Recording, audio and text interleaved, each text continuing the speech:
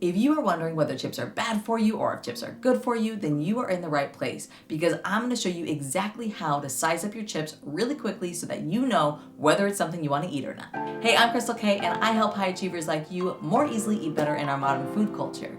And today we're talking about chips. We are going to talk about the 3 things that you need to look for in your chips so that you know if it's something that is in line with your eating values or not. And then we're going to use those 3 things to look at 21 different chips together so that by the end of this video, you really will feel confident in choosing your chips. And you will accidentally buy chips because they have a healthy label, thinking they're healthy, feeding them to your kids, eating too many of them because you think they're healthy.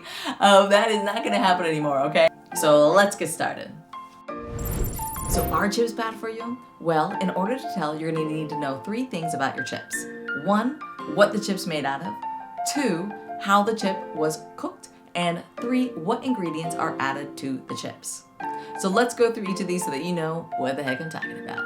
So the first one is, what is your food made out of? And all you really need to ask is it more of a whole food or more of a processed food? If it's more of a whole food, then it's more of a healthy-ish chip. If it's more of a processed food, then it's more of a shitty chip. So how do you tell? Well, simply look at the ingredient label, and the first ingredients on the list are going to be what is the base of the chip. So if the first ingredients are beets, sweet potatoes, yams, potatoes, that's more on the whole food side and therefore more of a healthy-ish chip. If the first ingredients are something like enriched wheat flour, then it's more of a processed chip, like pita chips, for example. That would be more of a processed chip and therefore on the shit chip list. And we will put this into practice in just a sec as we go through our 22 chips to see which ones are really healthy and not. And second, you're gonna wanna know how your chip was cooked. And basically they're either they can be baked, but the ones that we all adore, the chips we all adore for their crunch and addictive qualities are the more kettle cooked ones or the deep fried ones, which are basically just 2 different ways of deep frying the chips. And you'll know it's deep fried if they just don't say anything on the bag or label, they don't claim any special care of the chip, then you know it was just deep fried, all right? So, and then what happens when the chips are deep fried, 1 is starchy vegetables that are cooked at a really high heat create neurotoxins as a byproduct that studies have shown lead to cancer. So that's not cool. And then 2, the high heat will also make the oils that are used to cook and deep fry the chips go rancid. And this is especially true with the majority of oils that are used today, which are vegetable and seed oils, which is like palm oil or safflower oil, or all the oils that you see on any typical conventional bag of chips. They're going to be using these oil because they're cheaper for the companies to make and consumers aren't demanding otherwise. So when sizing up chips, the oil that is used to cook the chips makes a big difference in whether or not the chip is on the healthy-ish side or not. Honestly, this is the thing to really look for in your chips because even the healthy brands, a lot of the majority of them use crappy oils. But by simply knowing that that's something you want in your chip, luckily there are some brands that are starting to use smarter oils like coconut oil or avocado oil to make their chips. All right, the third thing to size up about your chips is the ingredients in the chips. And honestly, the really easy way to do this without having to read all the sciences and jargon on the label and memorize what all those things are is simply looking for simple ingredient lists. If it's short, simple, with names that you can easily pronounce, then it's much more likely that those chips are on the healthy-ish side and don't have any added crap. If you look at the label and you see a lot of foreign words that you have no idea what they are and the list is really long, then it's just more likely that that chip has a lot of added crap in it. That's just the way the market is. That's the default. That's the norm, unfortunately. But luckily, there are a lot more conscientious brands making chips, and we're about to go through those in a sec. Oh, and by the way, I made a free visual cheat sheet with 301 healthy food swaps. It is basically just an easy way to get clarity and insight into smart food choices, to quickly upgrade your food so that you can eat better easily without having to sacrifice all the flavor. So if that sounds like something you'd be interested in, then totally get the link for that because it's a really awesome free guide. All right, so now that you know how to size up your chip, let's put that knowledge to good use by practicing together, and we're gonna go through 22 chips and look at them to tell what we think of them and whether or not we'd wanna eat them.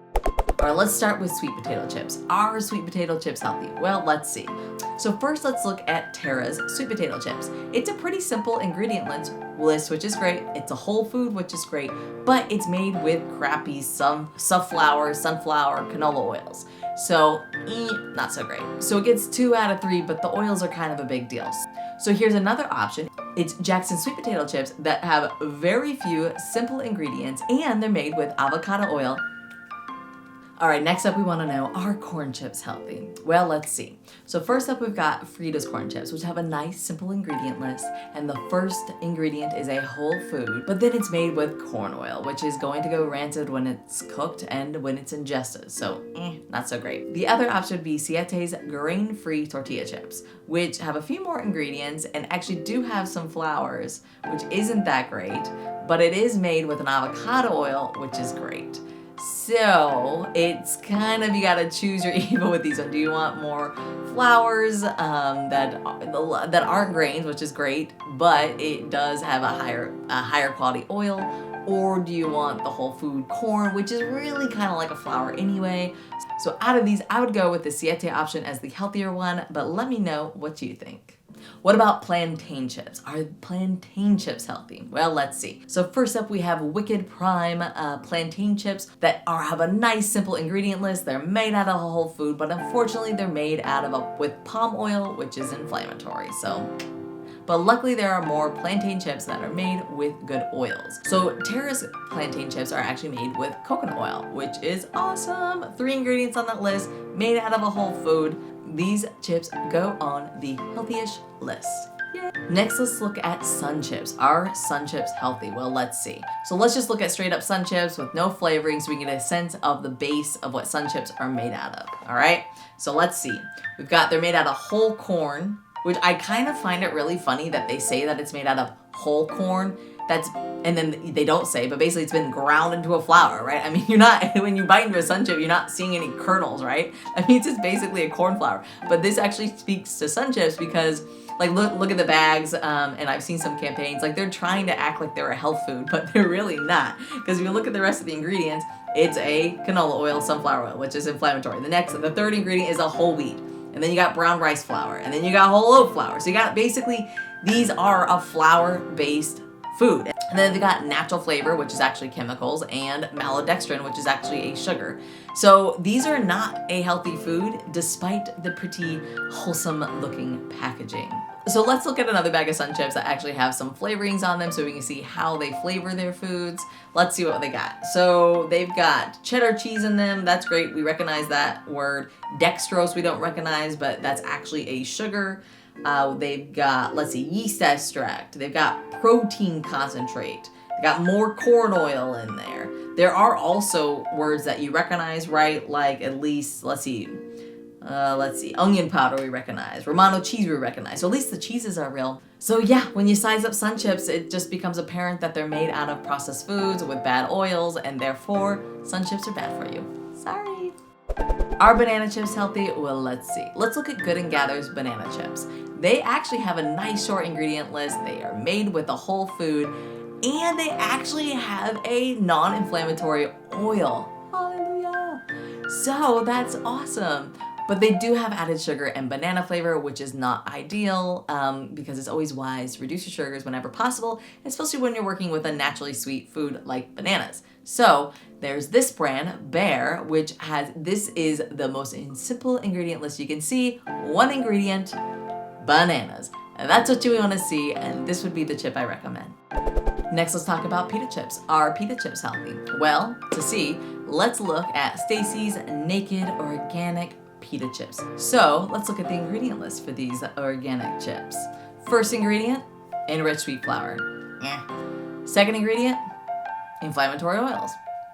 Third ingredient, more flour. Okay, stop right there. We do not need to waste any more of our time reading the rest of this ingredient list because we already know that the base of it, the bulk of this chip, is made out of a processed food in inflammatory oils, which definitely puts this chip in the bad for you category, all right? So pita chips are not a chip I would recommend, and we're not even gonna look at a second pita chip. We're gonna not even consider those a chip for us to eat much more. What about kale chips? Are kale chips healthy? Well, let's check out these ones. But first, if you've gotten any value from this video, if you've gotten any tips that are helpful, then please hit the like button and subscribe. It would really help the channel and get the word out there about healthy eating for all. So these kale chips you can see is all made out of whole foods and ingredients you recognize, and the base is a whole food. So these would be a great chip to enjoy, and they're actually surprisingly delicious. And actually, if you want to make them yourself, I have a video where I teach you how to do it, and you can check that out if you want to experiment with that, especially if it's garden season and you have a lot of kale in your garden. Well, what about this chip, the better chip, which is a spinach kale chip? Well, if you look at it actually, even though it sounds healthy, when you look at the ingredient label, you see that the first ingredients are actually all processed foods. And again, the kale and spinach is added at the end, which means it's more to like color it and give you the idea of a healthy chip rather than actually being a healthy chip. So these chips would go on the no thank you list. Are kettle chips bad for you? Well, let's see. Let's look at a classic, the Kettle brand chips that are made with a whole food potatoes, but then they're made with a canola oil, which is inflammatory, unfortunately. They do have a nice simple ingredient list, so that's great. And these represent in a lot of ways like the healthy chip industry. Like the majority of them might be made out of organic potatoes and whatever, but a lot of them, the majority of them are made with crappy oils. That's like the #1 thing to look for when you're picking your chips, all right? But luckily, they're not all made like that, and there's many more conscious chips out there. Like this brand, the Boulder brand, which is made with avocado oils, which is great. And it has a nice simple ingredient list. So hey, if you want kettle chips, these would be a good option. So next we've got veggie chips. Are veggie chips good for you? Well, let's see. So first up we've got Sensible Portions veggie chips. And let's just look at this long ingredient list. So we've got the first one is potato flour. Then we got potato starch. Then we've got expeller pressed canola oil. And then cane sugar. And then we've got a little dehydrated spinach, our first veggie in there for these veggie chips.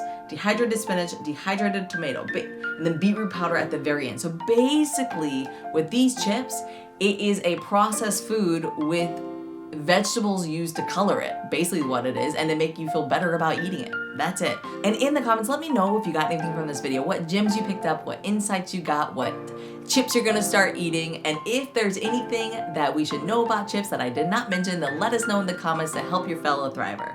All right? Thank you so much for being here. It was awesome hanging out with you. I hope to see you again here next week because I drop videos weekly. All right, Thriver, I'll see you soon.